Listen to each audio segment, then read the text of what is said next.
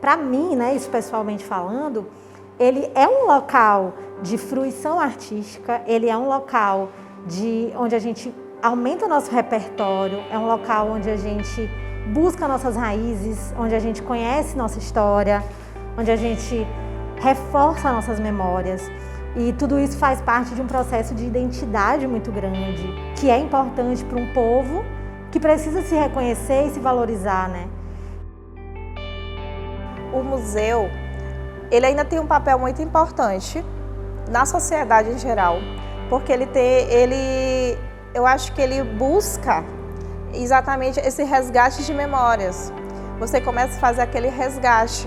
Não foi você que viveu, mas foi o seu avô, foi o seu bisavô, alguém que viveu aquele momento, então você consegue fazer esse resgate da memória. Eu acho que é como se você estivesse buscando o passado para o seu presente e com certeza no futuro você ainda continuará com a mensagem que o museu ele tem um grande papel exatamente de resgate de memória. E os espaços culturais, eles servem justamente para isso, para que a gente podemos passar o que sabemos, né? E oferecer justamente para esses públicos a importância do seu valor cultural, né? Da sua história, né? Que a cultura está em todos os cantos, né? Nas escolas, nas universidades, né? No nosso dia a dia. Então isso é muito importante, um espaço, e se manter o espaço cultural. Uma sociedade ela só pode ser desenvolvida se a comunidade tiver acesso ao livro, se tiver acesso à informação e conhecimento. E a forma mais democrática da sociedade ter acesso a isso é através de uma biblioteca pública. A leitura é um direito humano, porque não é um depósito de livro, é uma casa que tem que ter, primeiro, tem que ter salubridade, tem que ter climatização, tem que ter acessibilidade, um acervo bom para que a população e profissionais qualificados para trabalhar naquela biblioteca.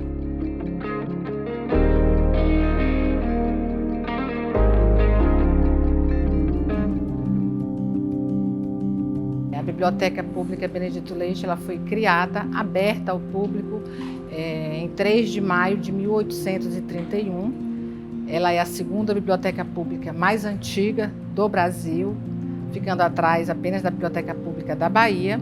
E a Biblioteca Benedito Leite é um órgão vinculado à Secretaria de Estado da Cultura, uma casa de cultura da Secretaria de Estado da Cultura.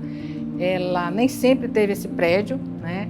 Ela até conquistar esse prédio próprio, a sua casa própria, como a gente fala, ela passou por vários outros prédios, a exemplo do Convento do Carmo, uma sala no Liceu Maranhense, um prédio uma sala na antiga Assembleia Legislativa do Estado, quando era na Rua do Egito. O último local que ela ocupou foi onde hoje é a Academia Maranhense de Letras. De lá, ela veio para cá já com esse prédio construído para ela, que foi em 1951. Até então, ela era a Biblioteca Pública do Estado. A partir de 1958, através de um decreto, ela passou a ser denominada Biblioteca Pública Benedito Leite, tendo como patrono Benedito Leite. É um espaço de pesquisa, de leitura, mas é também de visitação e de convivência.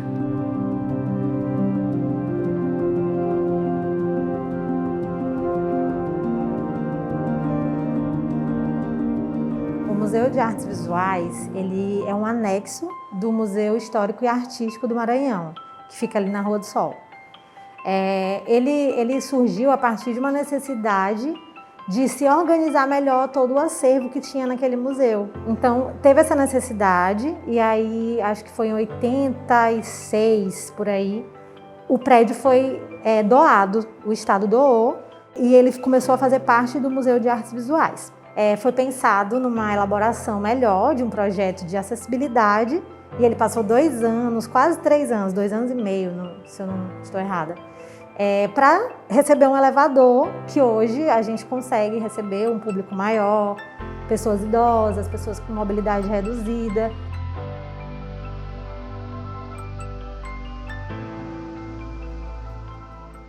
O Ceprão é uma casa que expõe o melhor, a vitrine do artesanato maranhense, onde a gente tem um pouco de todos os polos de turismo do Maranhão relacionados ao artesão.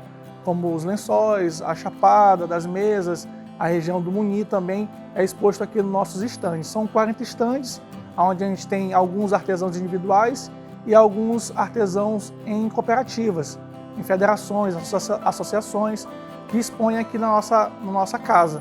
É um prédio centenário que foi construído a partir dos anos 1890 e onde acontecia aqui, existia uma fábrica de têxtil, né? Uma fábrica de tecido que chamava Cânhamo. Inclusive, até hoje existem referências do período, como peças que eram usadas na época por escravos, que produziam aqui nessa fábrica, e esse prédio, o complexo que hoje abriga o CEPRAMA, que é o Centro de Produção e Promoção do Artesanato Maranhense, há mais de 32 anos. É o período que nós estamos aqui abrigando o artesão do Maranhão. O Convento das Mercês é um dos prédios mais antigos de São Luís. Ele foi fundado em 1654 pela Ordem Católica dos Frades Mercedários e hoje ele faz parte do Estado, o prédio, e abriga a Fundação da Memória Republicana Brasileira. O Museu da Fundação da Memória Republicana Brasileira, ele guarda todo o acervo do ex-presidente José Sarney, que durante seu período, tanto de governo quanto de presidente do Brasil, foi mandado para cá, de Brasília para cá, e hoje a gente tem 4 acervos, o bibliográfico, o museológico, o audiovisual e o textual. Nosso acervo ele é bem rico e a gente tem muitos artistas aqui maranhenses, inclusive na curadoria. Isso foi pensado, né, trazer para essa nova exposição, depois da reforma, uma nova roupagem para o museu, para que ele pudesse também contemplar os artistas da nossa terra, né? Porque a gente tem Picasso, a gente tem Tarsila do Amaral, a gente tem um número extenso de artistas clássicos, mas a gente quis dar uma visibilidade maior àqueles que não têm visibilidade. Então, assim, aqui a gente vai ter da Beatriz Milhazes, Cícero Dias, a gente tem aqui do lado a Marlene Barros, que é uma artista contemporânea nossa, a gente tem Newton Sá. Nossa, a gente tem uma infinidade de artistas, tanto daqui do Maranhão quanto do Brasil. A gente tem na entrada, o hall de entrada, a gente tem uma obra mais contemporânea que foi uma doação da Vale, do Centro Cultural da Vale, que é do Walter Sá. E a gente tem ao lado, em contraposição, 2 esculturas imensas, incríveis, que são também um símbolo muito grande da nossa cultura, da nossa raiz cultural, que são os indígenas. Então, o primeiro andar ele é reservado exclusivamente para exposições de curta duração, que vão no máximo até 6 meses. O segundo andar é o nosso acervo, o acervo da casa. Ela é uma chamada de exposição fixa, porque ela não pretende ser modificada, não que não possam acontecer algumas alterações, algumas modificações, mas ela ainda é aquela que vai apresentar o nosso acervo da nossa reserva técnica.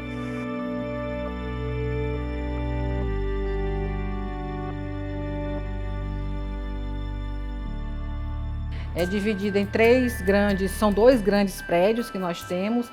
O prédio principal, que é o que fica na Praça do Panteão, né, que é o de 1951, que eu falei aqui. Temos também o prédio anexo, que foi já construído no governo Cafeteira, e que abriga também a biblioteca infantil, o telecentro, o acervo geral, o acervo de literatura maranhense. Nós temos a maior biblioteca do autor maranhense do estado. A Benedito Leite ela é depositária da memória bibliográfica do Maranhão.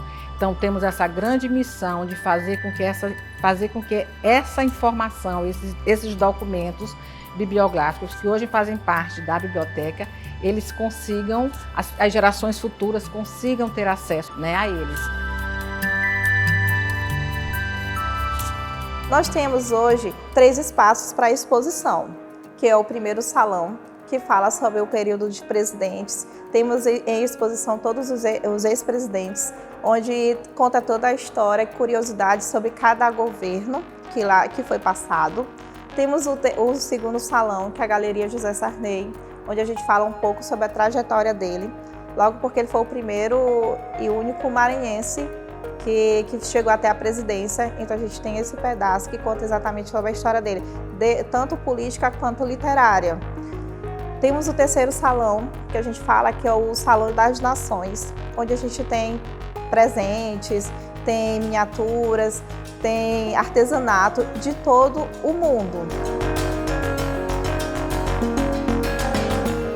Seprama é essa casa, que é uma casa assim de artesão, onde aqui você encontra várias formas de fazer o artesanato, né?